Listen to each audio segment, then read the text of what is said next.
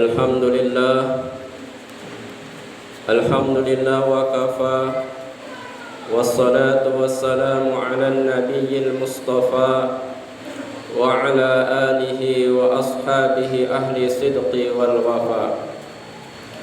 Ashhadu an la ilaha illallah wahdahu la syarika lah wa la rabba siwah, wa ashhadu anna sayyidana Muhammadan abduhu wa rasuluhu la nabiyya ba'dah. Allahumma salli wa sallim ala sayyidina wa maulana Muhammad wa ala alihi wa ashabihi wa man tabi'ahum ila yaumil qiyamah, amma ba'd. Fa ya ibadallah, usikum bi nafsi wa iyaya bi taqwallah, faqad fazal muttaqun. Qala Allah ta'ala fi kitabihil karim, a'udzu billahi minasy syaithanir rajim, bismillahir rahmanir rahim. Ya ayyuhalladzina amanu taqullaha haqqa tuqatih wa la tamutunna illa wa antum muslimun. Wa qala Allah ta'ala aidan, wal 'asri innal insana lafi khusrin illa alladzina amanu wa 'amilus solihati wa tawasaw bil haqqi wa tawasaw bis sabr. Shadaqallahul 'azim.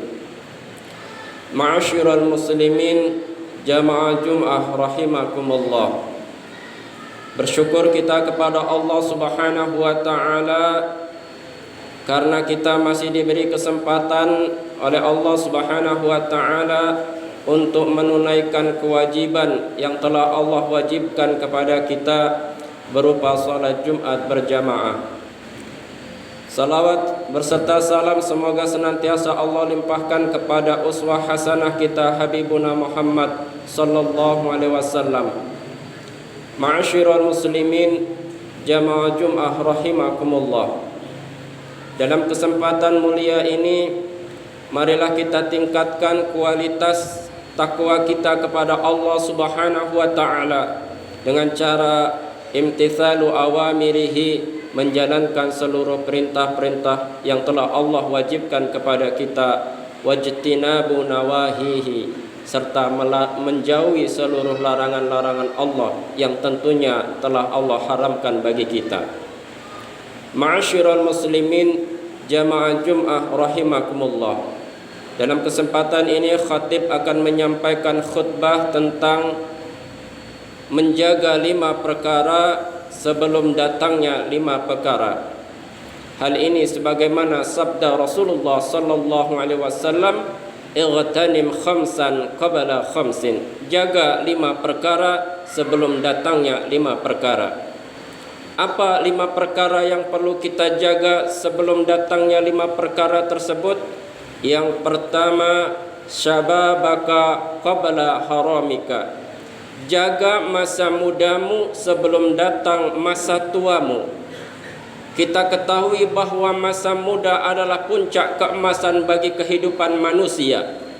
Di masa muda inilah kematangan manusia dari segi fisik maupun psikisnya. Jiwanya matang, fisiknya matang, maka puncak-puncak keemasan manusia terjadi pada masa muda atau masa remaja.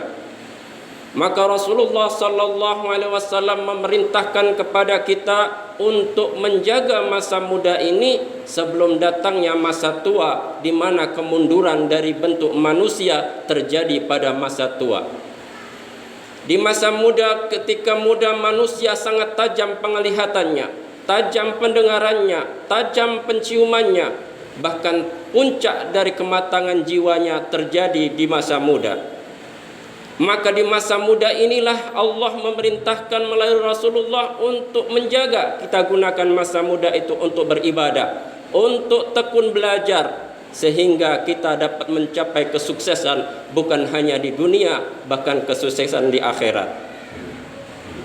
Maka ketika datang masa tua yang tadinya kita mudah untuk membaca tanpa alat bantu, ketika datang masa tua mata kita mulai kabur, susah untuk melihat. Maka perbanyaklah di masa muda untuk tilawatil Quran, membaca buku-buku keagamaan, mengaji dan mengkaji kajian ilmu-ilmu keagamaan. Yang kedua yang perlu kita jaga, sihataka qabla saqamika. Jaga waktu sehatmu sebelum datang masa sakitmu.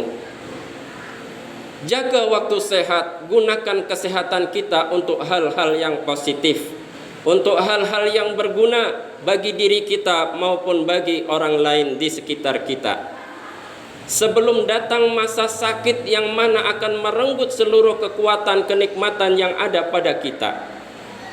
Orang yang sehat tadinya raut wajahnya akan bersinar terang, pendengarannya tajam, kekuatannya pun puncak full pada kesehatan itu. Namun ketika Allah memberi cobaan kepada seseorang dengan sakit, Allah cabut darinya 3 macam. Allah cabut rasa penciuman dan rasa lisannya. Allah cabut kekuatan pada dirinya, sehingga yang tadinya sehat seluruh rasa akan terasa di lidahnya. Manis terasa manis, pahit terasa pahit, asin terasa asin. Maka ketika dia sakit, semua rasa akan berubah menjadi pahit. Ketika sehat, orang akan kuat mengangkat apa saja yang akan diangkatnya. Tetapi ketika sakit, jangankan mengangkat beban, tubuhnya pun akan menjadi lemas, tidak bisa diangkatnya. Dia akan terbaring di tempat tidur karena tiada daya dan upaya ketika dia sakit. Maka jaga waktu sehat, gunakan waktu sehat itu dengan hal-hal yang berguna. Yang ketiga, ghinaka qabla fakrika. Jaga waktu jayamu, waktu kayamu sebelum datang waktu miskin dan kefakiran yang akan menimpamu. Kita gunakan kekayaan yang Allah titipkan kepada kita untuk berjuang di jalan Allah, berinfak di jalan Allah. Karena sesungguhnya kekayaan yang kita peroleh itu akan dihisab dengan 3 pertanyaan. Yang pertama, dari mana engkau dapat kekayaan itu? Yang kedua, dengan cara apa engkau memperoleh kekayaan itu? Dan yang ketiga, kemana kekayaan itu engkau infakkan? Maka selagi kita kaya dan mampu untuk kita melakukan sesuatu yang baik dan berguna bagi kita, keluarga kita, maupun masyarakat kita, khususnya agama kita, maka gunakanlah kekayaan yang Allah titipkan itu untuk menolong agama Allah Subhanahu wa ta'ala. Sebelum datang kefakiran yang membuat kita tidak mampu lagi berinfak, tidak mampu lagi menafkahi keluarga, tidak mampu lagi untuk mengurus diri kita sendiri. Yang keempat, faraghaka qabla sughlika. Jaga waktu sempatmu sebelum datang waktu sempitmu. Kadang orang ini kalau masih sempat senantiasa menunda-nunda apa yang mampu dia lakukan pada waktu sempat tersebut. Sehingga ketika kesempatan itu ada, dia sia-siakan, datanglah waktu sempit yang dia tidak mampu melakukannya. Penyesalan terjadi, karena penyesalan itu tidak pernah terjadi di akhir, tidak pernah terjadi di awal. Penyesalan itu pasti akan terjadi di akhir. Oleh karena itu, jaga waktu sempat sebelum datang waktu sempit yang tidak bisa kita melakukannya. Dan yang terakhir, hayataka qabla mautika. Jaga waktu hidupmu sebelum datang kematian menjemputmu.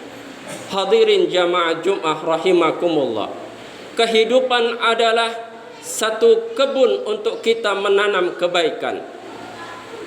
Oleh karena itu, kehidupan adalah kesempatan emas bagi kita untuk banyak-banyak menanam kebaikan di dunia ini yang kelak hasilnya akan kita tuai dan kita panen di akhirat kelak.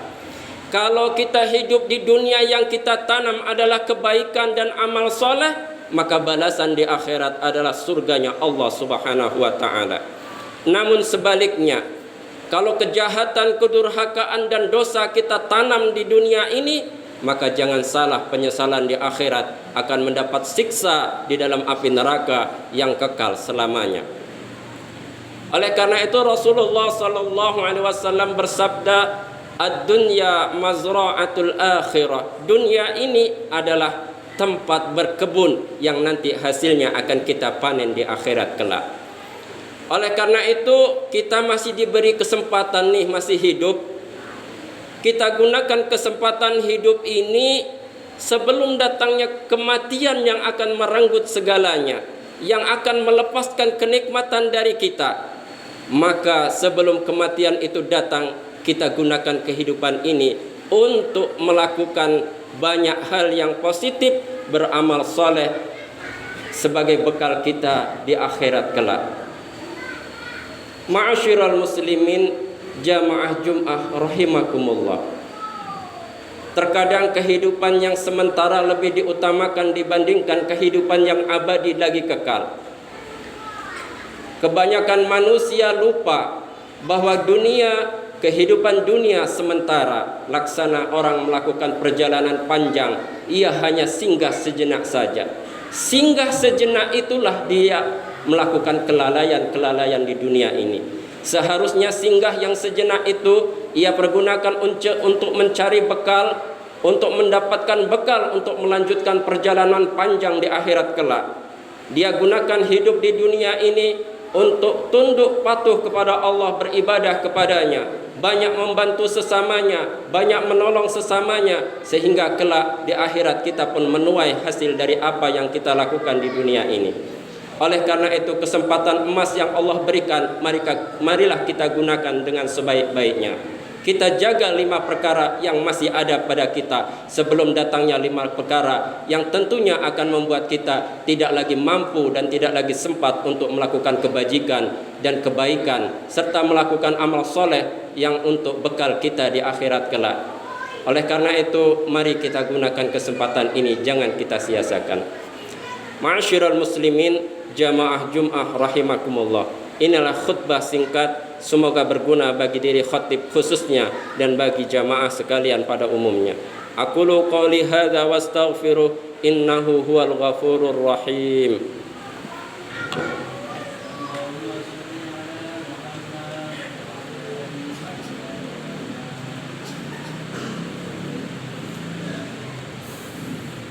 Alhamdulillah hamdan katsiran kama amar.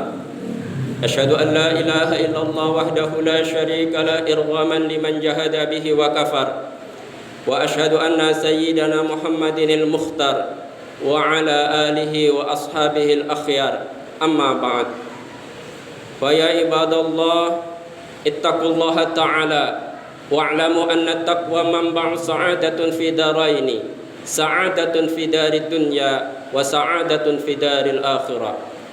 قال الله تعالى في كتابه الكريم أعوذ بالله من الشيطان الرجيم بسم الله الرحمن الرحيم إن الله وملائكته يصلون على النبي يا أيها الذين آمنوا صلوا عليه وسلموا تسليما اللهم صل على سيدنا محمد وعلى آل سيدنا محمد كما صليت على سيدنا إبراهيم وعلى آل سيدنا إبراهيم وبارك على سيدنا محمد وعلى آل سيدنا محمد كما باركت على سيدنا إبراهيم وعلى آل سيدنا إبراهيم في العالمين إنك حميد مجيد اللهم اغفر للمسلمين والمسلمات والمؤمنين والمؤمنات الأحياء منهم والأموات اللهم إنا نسألك التقى والهدى والعفاف والغنى اللهم إنا نسألك حبك وحب من يحبك وحب عمل يقربنا إلى حبك ربنا ظلمنا أنفسنا وإن لم تغفر لنا وترحمنا لنكونن من الخاسرين ربنا آتنا في الدنيا حسنة وفي الآخرة حسنة وقنا عذاب النار عباد الله إن الله يأمر بالعدل والإحسان وإيتاء ذي القربى وينهى عن الفحشاء والمنكر والبغي يعظكم لعلكم تذكرون فاذكروا الله العظيم يذكركم واشكروه على نعمه يزدكم ولذكر الله أكبر أقيموا الصلاة